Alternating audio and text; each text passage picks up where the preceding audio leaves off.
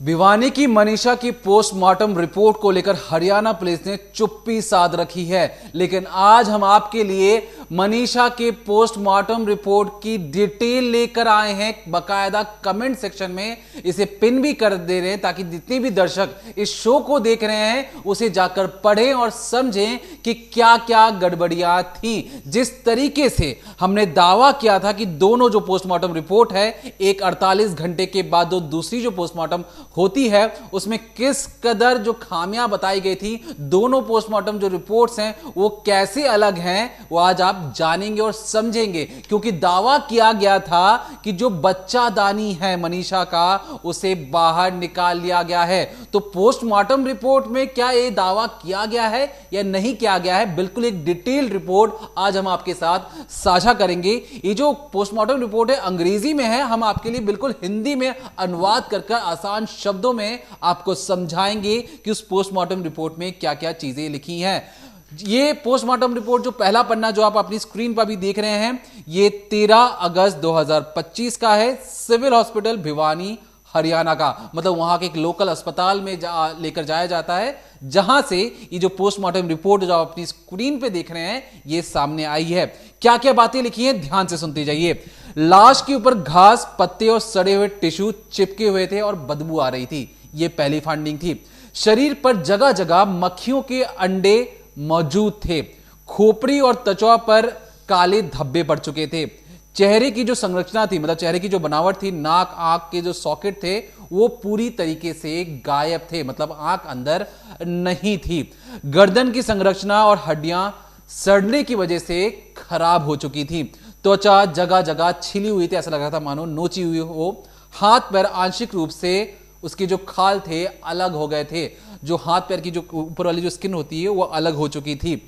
पेट फूला हुआ था और जो प्राइवेट पार्ट्स में जितनी भी जगह बाल होते हैं वहां पर वो मौजूद थे। इसके बाद जो सबसे इंपॉर्टेंट बात है जो बार बार कही जा रही थी, जो मनीषा की जो प्राइवेट पार्ट्स हैं वहां पर भी कुछ चोट के निशान दिखे थे, लेकिन वहां पर जो यूट्रस, जो बच्चादानी है, वो हल्की सी बाहर की ओर निकली हुई थी। जो रेक्टम वाला पार्ट है वो भी बाहर की ओर था। ये पहले पोस्टमार्टम रिपोर्ट में इसका जिक्र किया गया है। अब ये बात हुई शरीर के अंदर की। बाहरी लक्षण क्या क्या चीजें दिख रही हैं, तो एक मार्क कहते हैं, लिगेचर मार्क कहते हैं। मान लीजिए किसी रस्सी से उसे घोटने की कोशिश की गई हो या मारने की कोशिश की गई हो, तो लाश पर ऐसी कोई भी निशान पहली पोस्टमार्टम रिपोर्ट में नजर नहीं आते हैं। आंखें, पुतलियां और जो कॉर्निया है, मतलब जो चेहरे पे जो आंख वाला हिस्सा था, वो पूरे तरीके से गायब है। शरीर के प्राकृतिक छिद्रों, नाक, कान, मुंह आदि में खून झाग की उपस्थिति नहीं है। अब ये पोस्टमार्टम रिपोर्ट में कहा गया। अब लोगों ने यह भी दावा किया था कि अगर कोई भी इंसान पेस्टिसाइड जैसी चीजों का सेवन करेगा तो मुंह से झाग जरूर निकलेगा, लेकिन पहले पोस्टमार्टम रिपोर्ट में साफ तौर पे कह दिया गया कि नहीं, कोई झाग या खून मौजूद नहीं था। अब जो सबसे बड़े चोट के बारे में बात कर ली, जो मुख्य चोट है उस पर बिल्कुल ध्यान दीजिए। गर्दन पर 29.5 × 16 सेंटीमीटर का बड़ा घाव नजर आता है और घाव के जो रूप के आगे और दोनों, मतलब आगे और पीछे दोनों जगह मौजूद थे। घाव का जो निचला हिस्सा था, मतलब ये होता यूं है कि जो आपकी ये जो नली होती है, सिर्फ जो शरीर का इतना हिस्सा ही यहां से गला काटा गया था, तो ये साफ तौर पर उस पर पता लग रहा था। किनारे लाल थे, जो चोटिल और मतलब ऐसा लग रहा था किसी जानवर ने उसे कुतरने की कोशिश की हो, और जगह जगह पर लाल लाल निशान पड़ चुके थे, धब्बे पड़ चुके थे। जांच में पाया गया कि त्वचा, मांसपेशियों और गले की हड्डियों में सड़ने की वजह से वो नष्ट हो चुके थे और केवल जो टिश्यू, मतलब जो स्किन बची थी वही हल्की फुल्के बचे थे। अंदर का जितना भी हिस्सा था वो सड़ गल गया था। अब ऐसे में सवाल उठता है कि 48 घंटे के अंदर क्या इतनी सड़न हो सकती है। ऐसे तमाम जो सवाल है, उन सवालों का जवाब अभी भी पुलिस से लेकर लोग हर कोई तलाश रहा है। अब तो पुलिस नहीं, सीबीआई भी जांच करेगी। तो ये थी सिविल हॉस्पिटल भिवानी की वो पोस्टमार्टम रिपोर्ट जो हमने आपके साथ साझा की। ये पहली रिपोर्ट थी, लेकिन 48 घंटों के बाद, यानी 13 अगस्त के बाद, आजादी वाले दिन यानी कि 15 अगस्त के दिन भी अस्पताल खोला जाता है, वहां पे पोस्टमार्टम होता है और 3 डॉक्टर वहां पे पोस्टमार्टम करते हैं और बाकायदा एक रिपोर्ट बाहर करते हैं। उस रिपोर्ट के बारे में आप जानिए। तो आपने पहली रिपोर्ट को देखा, जो पहली पोस्टमार्टम रिपोर्ट थी, और उसमें एक बात पर गौर रखना, जो दीपक ने बोला उसको ध्यान से समझना भी, कि मुंह से, नाक से, कान से कहीं भी झाग या खून जैसी चीज नहीं मिली, जिसको कहा जा रहा है कि उसने कीटनाशक पिया था। अब आते हैं दूसरी रिपोर्ट पर, जो कि थी 15 अगस्त की, और ये की गई है जो मेडिकल कॉलेज है PGIMS रोहतक की, यहाँ पर पोस्टमार्टम कराया गया। और इसमें क्या क्या चीज़ें आई अब आप वो समझिए। दरअसल दूसरी रिपोर्ट जो होती है 48 घंटे बाद, उसमें आता है कि जो बॉडी थी लड़की की, उस पर शरीर मिट्टी और घास से ढका था और बहुत ज़्यादा दुर्गंध आ रही थी। तो अगर पहली पोस्टमार्टम में मिट्टी बहुत ज़्यादा लगी हुई थी तो कहीं ना कहीं वो हटी होगी, लेकिन दूसरी में भी मिट्टी आ गई। अब बात करते हैं आगे की, तो उसमें लिखा था सिर पर 35 से बाई 40 सेंटीमीटर लंबे काले बाल और घास फूस फंसा हुआ था। यानी कि जहाँ पर कह रहे हैं बाजरे के खेत में लड़की की लाश पड़ी थी, तो वहाँ पे जो भी घास फूस थे वो सारे उसके बालों में फंसे हुए थे। इसके आगे उस पोस्टमार्टम रिपोर्ट में लिखा है, दूसरी पोस्टमार्टम रिपोर्ट में, कि चेहरे पर त्वचा और मांसपेशियां सड़ चुकी थी, आंखें धसी हुई और सड़ी थी। यहाँ आपने शायद गौर ना किया हो, पहली रिपोर्ट में लिखा गया है कि आंखें गायब थी, और इस रिपोर्ट में लिखा है कि आंखें धसी हुई थी। हम इसीलिए बार बार कह रहे थे कि दोनों पोस्टमार्टम रिपोर्ट अपने आप में कॉन्ट्राडिक्ट कर रही हैं, दोनों पोस्टमार्टम रिपोर्ट अपने आप में विरोधाभास पैदा कर रही हैं। अगली लाइन लिखी थी कि सिर के अंदर जो मस्तिष्क का ऊतक, यानी कि जो सर का जो ऊपर वाला हिस्सा होता है, वो नष्ट हो चुका था, सिर्फ कुछ झिल्लियां बची हुई थी, कुछ परतें बची हुई थी। इसके अलावा आगे लिखा है कि चेहरा और जबड़े की हड्डियां कुछ हद तक दिखाई दी, दांत और ऊपरी तालू मौजूद थे। जैसा हमने आपको पहले बताया था कि जो चेहरे का ये वाला हिस्सा था ये पूरा गायब था और सिर्फ नीचे का जबड़ा बचा था, तो ये बात उस पोस्टमार्टम में लिखी हुई है। इसके अलावा लिखा है कि गर्दन के पीछे जो रीढ़ की हड्डी होती है, उसके पास का जो ऊपरी हिस्सा होता है वो फ्रैक्चर था और वो जबड़े से कनेक्टेड था। आगे इंजरीज कहाँ कहाँ पर थी, तो ये लिखा गया है कि जो रीढ़ की हड्डी है उसमें इंजरीज थी और उनका स्कल जो था वो बहुत ज़्यादा फ्रैक्चर था। इसके अलावा कहीं पर खून या सूजन जैसी कोई बात नहीं आई है, और दूसरी रिपोर्ट में लिखा गया है कि मृत्यु के बाद शायद टूट फूट हुई है। इसके अलावा ये भी लिखा था कि 51 सेंटीमीटर लंबा एक स्टिच है, छाती पर मिला है और कॉटन थ्रेड से वो सिला हुआ है। अब ये लाइन इसलिए लिखी गई क्योंकि एक बार पहले मनीषा का पोस्टमार्टम हो चुका है और दोबारा जब बॉडी को सिला गया तो उसी थ्रेड की बात यहाँ पर की गई है। इसके अलावा लिखा गया है कि छाती की जो हड्डी थी वो गायब थी, ये बात लिखी है दूसरी पोस्टमार्टम रिपोर्ट में। अब आते हैं इंटरनल ऑर्गन्स, यानी कि जो अंदर के अंग होते हैं, उसके बारे में इस पोस्टमार्टम में क्या लिखा है। तो इसमें जो रिपोर्ट आई उसमें लिखा है कि लड़की के हृदय और यानी कि दिल और फेफड़े निकाले गए, और बाद में जो छाती के अंदर की चीज़ें जब दोबारा डाली गई तो काफ़ी लूज थी, यानी कि जब दोबारा पोस्टमार्टम किया गया, क्योंकि एक बार हो चुका था तो सारे ऑर्गन्स निकाले गए, सबको जांचा गया, फिर जब दोबारा अंदर रखा गया तो ठीक से फिक्स नहीं थे, नेचुरली फिक्स नहीं थे, उन्हें सिला गया था इसलिए वो लूज थे। अब आगे और लिखा गया है कि श्वास नली का हिस्सा गायब था, यानी कि माफ करिएगा अलग होकर पड़ा था। ये पहली रिपोर्ट में भी लिखा गया था और दूसरी रिपोर्ट में भी लिखा गया है।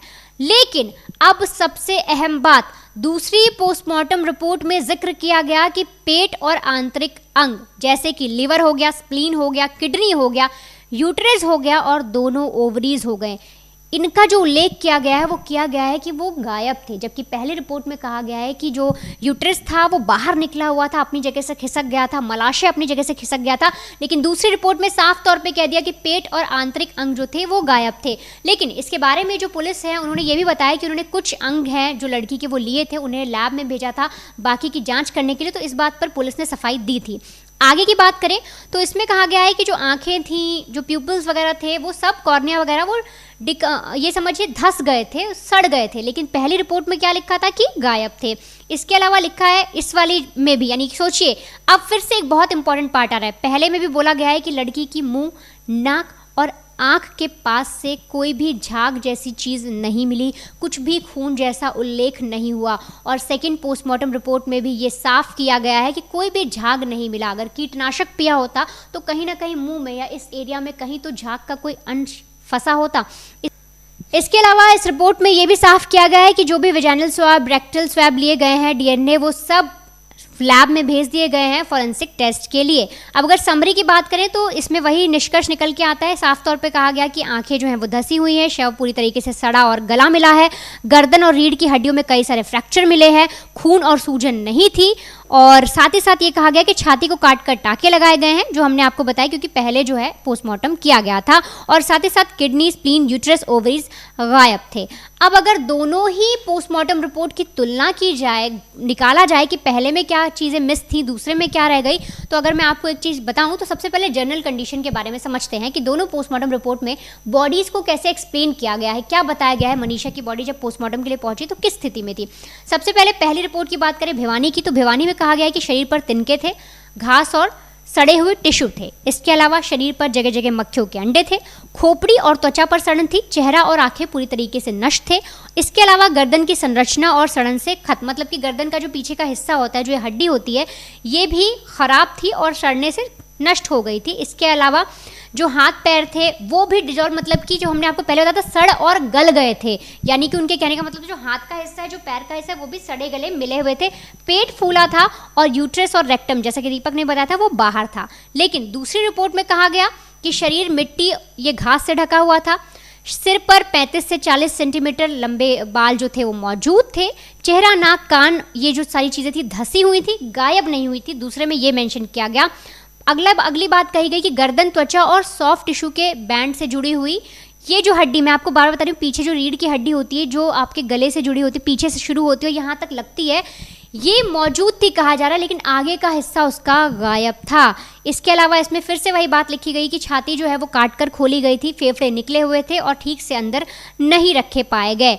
और वही बात किडनी, स्प्लीन, यूट्रस, अंडाशय, ये सब गायब था। अब अगर चोट और इंजरीज की बात करें, इंजरीज के बारे में अगर बात करने की कोशिश करें और समझने की कोशिश करें कि क्या क्या डिफरेंसेस पाए गए दोनों रिपोर्ट्स में, तो भिवानी में ये हुआ कि जैसे कि बोलते हैं कि एक मार्क होता है कि अगर कोई आपका गला घोट रहा है या किसी चीज़ से किसी को कसने की कोशिश की जाए तो वो जो मार्क लगते हैं, तो इसमें बात किया गया 29.5 इंटू 16 सेंटीमीटर चौड़ा एक प्रॉपर घाव था उनकी गले के पास और कुतरने के निशान थे। और साथ ही साथ ये पता लग रहा था गले का पूरा हिस्सा जो है सड़कर नष्ट हो गया है।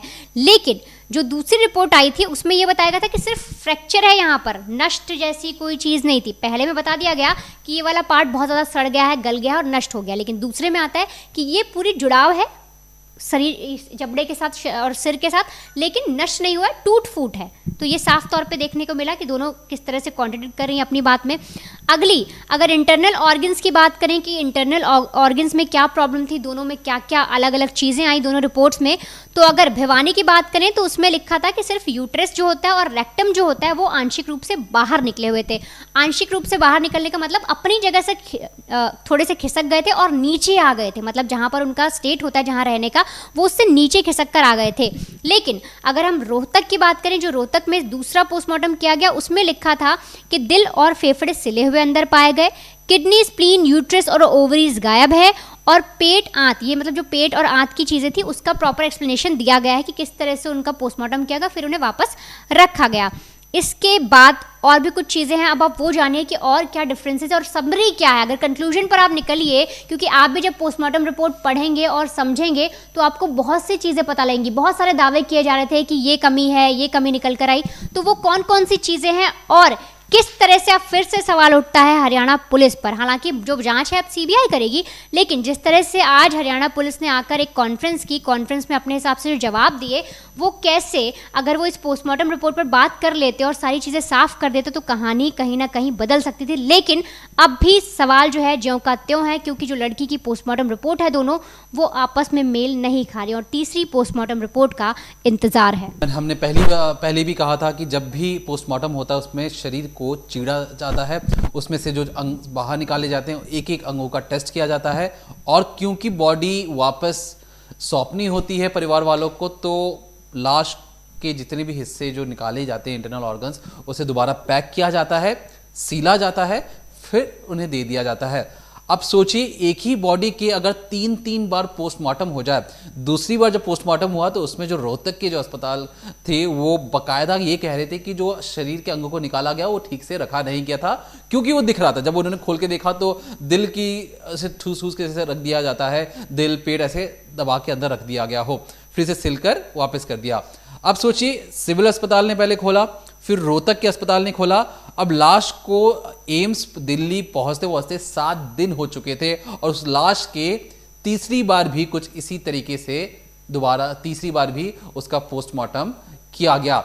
अब क्या निकलेगा क्या नहीं निकलेगा एम्स के जो अस्पताल से, लेकिन अब जानिए कि जो रोहतक का अस्पताल था और जो सिविल अस्पताल था उन्होंने पोस्टमार्टम में क्या अंतर थी, तो मैं समराइज आपको करके बताने की कोशिश कर रहा हूं। जो भिवानी की जो सिविल अस्पताल की जो रिपोर्ट थी वो सिर्फ और सिर्फ सड़न, घाव और मिसिंग पार्ट्स के बारे में बात कर रहा था, ज्यादा कोई डिटेल्स थे नहीं। तो वहीं पर जो रोहतक की जो अस्पताल थी, क्योंकि हंगामा शुरू हो चुका था, तो उन्होंने बकायदा बहुत सारी चीजें बताई। आंतरिक अंग गायब थे, हड्डियां, सर्जिकल से इंसिजन, मतलब कहीं पे वो जब सिलने की बात होती है तो उसकी बात कही गई थी। फ्रैक्चर्स का भी विवरण दिया गया था रोहतक के अस्पताल में, जो 48 घंटे के बाद हुई थी। अब यहां पर आते हैं कि रोहतक की जो उसमें जो बातें कही गई थी कि उन्होंने कहा था कि जो ऑर्गन्स को बाहर निकाला गया है उसे दोबारा सिलकर चीजें रखी गई हैं, तो इसका बात का उल्लेख है। लेकिन भिवानी जो रिपोर्ट है उसमें तो उन्होंने पोस्टमार्टम शुरुआत तौर पे की थी और बिल्कुल ऐसा मतलब सतही तौर पर और रिपोर्ट को पेश कर दिया गया था। रोहतक में एक खास बात जो बार बार रिपोर्टर्स के द्वारा, परिवार के द्वारा, खुद पुलिस वालों ने भी कहा कि किडनी, विट्रस, ओवरीज ये सारी चीजें गायब थी। तो बाद में पता लगा कि कुछ हिस्सों को तो वहां भेजा गया है फॉरेंसिक के टेस्ट के लिए।